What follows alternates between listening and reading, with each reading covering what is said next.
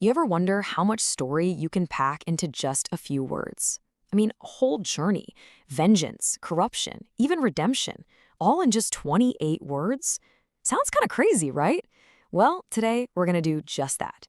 We're going to break down 3 short lines from a game trailer and find a complete, powerful character arc that's been hiding in plain sight. All right, let's get into it. Okay, so it all kicks off with this. This is the hook, right? The moment that grabs you. It's this mission statement, and you can just feel the intensity, the purpose. This isn't just some casual plan, it's a promise.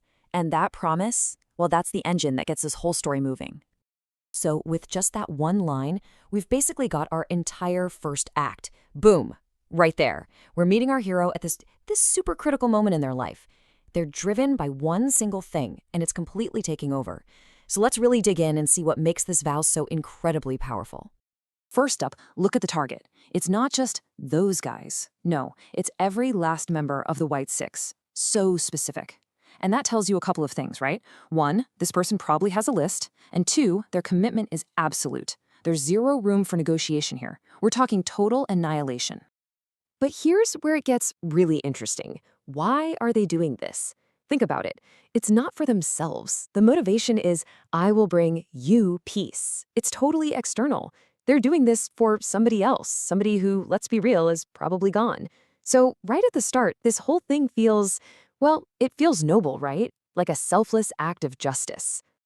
And then, bam, those last 3 words, they just elevate the whole thing. I swear it. You feel that? This isn't just a promise now. This is a sacred oath.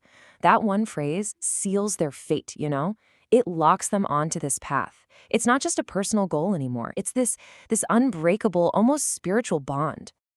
And that's the question that flips the whole story on its head.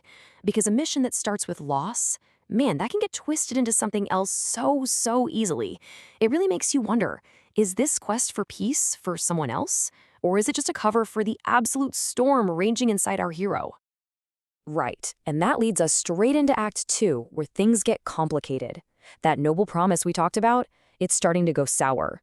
The mission that was all about someone else is now getting corrupted from the inside, and that beautiful vow, it's turning into a personal curse. Just listen to this next line. The whole vibe changes. We're not talking about bringing peace anymore. Now it's about this primal, irresistible urge, revenge. This is that moment of dark self-realization. Maybe it's the protagonist saying it, maybe it's an enemy holding up a mirror, but the point is clear. This isn't a choice anymore. It's basically an addiction. And that's the thing about revenge, isn't it? It's not just something you do. It's something you become. It's a path that literally eats you alive as you walk it. What started out as this mission to honor someone's memory has turned into this desperate hunger, just to feed a wound deep inside. And this just lays out the conflict perfectly. On one side, you have the vow for peace. That was a sworn duty, a quest for justice for someone else. But on the other side, you have the curse of revenge. That's not a duty, it's an irresistible impulse.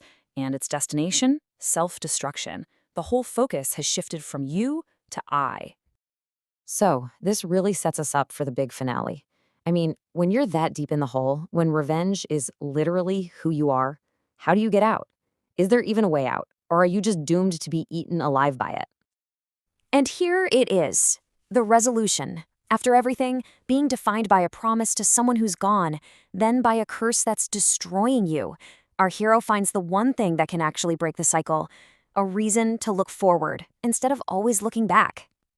And this line right here, this is the emotional peak of the whole story. It's not loud, it's a quiet little revelation, but wow, is it powerful. More powerful than any fight scene. It's a huge, fundamental shift inside. The protagonist isn't driven by what they owe the past anymore. They're driven by who they can become for the future. So let's just lay it all out, step by step. Step 1, a vow for someone else. Step 2, that vow becomes a curse for oneself. And step 3, finding a new purpose for the future. You see that? It's a perfect classic 3-act story structure, right there. And that's it. That's the incredible power packed into just 28 words. They take us on this whole emotional roller coaster, from a past built on vengeance to a future built on purpose. I mean, that is just a masterclass in tight, effective storytelling. But, it leaves us with one last thing to chew on, and it's a big one. Does finding a new purpose actually put out the fire of revenge for good? Or does it just give you a stronger reason to survive being burned by it every single day? Something to think about.